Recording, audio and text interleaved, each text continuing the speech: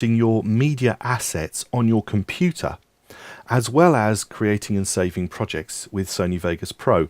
Now, I'm not actually talking at the moment about organizing them inside the project media panel. We'll come to that in a separate tutorial. I'm talking about where your assets are actually on your computer. So I've got my Windows Explorer here, and you'll see that I've actually organized all of my items for this particular project that I'm working on inside individual folders inside another main folder. So there I've got one that's called Sea Houses, which is where it was taken. And then I've got lots of folders. I've got one for all my video assets, one for my Photoshop documents, my pictures and my audio. Everything that I might need for this project is organized on my computer. Now, you don't have to be as organized as this.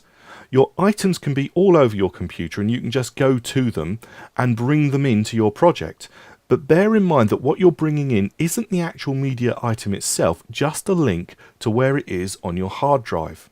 So if I go to my video folder here, double click on that, and we see that in my project I've got this item down here, which we can see up here, it's called Surf Over Rock, and we can see that here it is, Surf Over Rock, inside my video folder. So if I now select that and I was to cut it and go cut and move it, so just up one layer, say, and paste it here. So there we go, I've moved it. Sometimes you'll get an immediate, or you can't do that, from Sony Vegas, and sometimes it'll let you do it. And if I minimize that now, what I'm actually going to end up with is a window inside Sony Vegas saying, whoa, hang on a second, I can't find the folder. You can see the following file could not be found in a specified location. And that's where it was, and that's where Sony's looking for it, where you originally put it. Now, you've got a number of options here. You could say, if you wanted, just ignore it, I'll relink it a bit later on. It's not that important. And you could say that for all files, rather than this coming up for every single file, one after the other, which is what it would do if everything was missing on your timeline, which can be a bit annoying. You could choose the default option, search for the missing file. When you click on that, it's going to go through all the different drives on your machine that you have. Pen drives, external drives, cloud drives, whatever you've got, and it said it can search through all of those, which is going to take a while.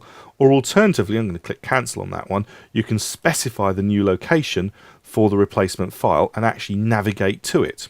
But I'm not actually going to navigate to it. I'm going to click cancel at this moment, and you'll see that immediately I've got problems.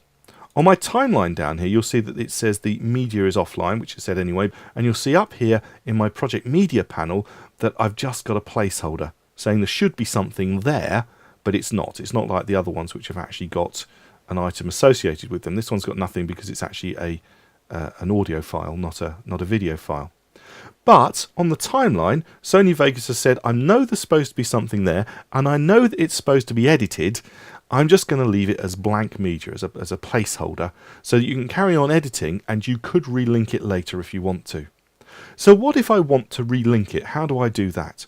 Well, I go up to the Project Media tab, and I right-click actually on the item itself that's offline. So right-click, and then go down to Replace. And when I click Replace, you'll see that it then says, okay, this is where it should have been, where is it now? And that's the same as searching, so I can go and find it, say there it is, Surf Over Rock, select it, and click OK. And when I do so, it relinks the media. It remembers all my editing decisions, notice. None of my editing decisions have been lost, but it's remembered all of those and relinked the media immediately. Okay, so I'm going to actually just undo all of that. So I'm going to take this and move it back to my video file. And I don't really want this SFK file, so I can delete that.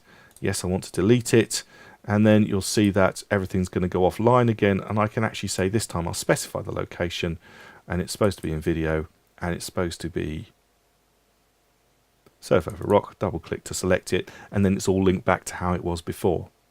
Now, say I have finished with this project and I want to create a new project. How do I do that? Well, it's the same functions as you get in any type of word processor or anything on a Windows machine.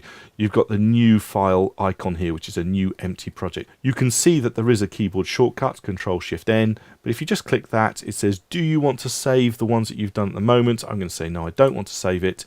And a new blank empty project is ready for me to go and move forward.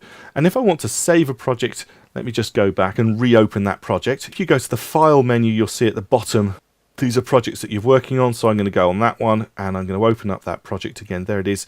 If you want to save a project, clearly it's File, Save, save, and save as. That is not exporting it, okay? This is not producing a media file at the end of it. It's just remembering all the editing decisions you've got so that you can go away from it and come back and everything is saved exactly the way it was when you started. So that is making sure that you've organized your media on your hard drive and remembering that if you move it, you could have a problem. But also it's how we can save and we can open and we can close and we can do all the usual things through the usual menus that we have here. So that's open and close and save and what have you, and save as if you want to save a different version. In the next tutorial, we're going to look at bringing media properly into your project, organizing it in your project, creating bins if we need to, and also a little bit of a conversation about tagging footage so that you can find things if you need it. My name's Andrew Devis and thanks for watching.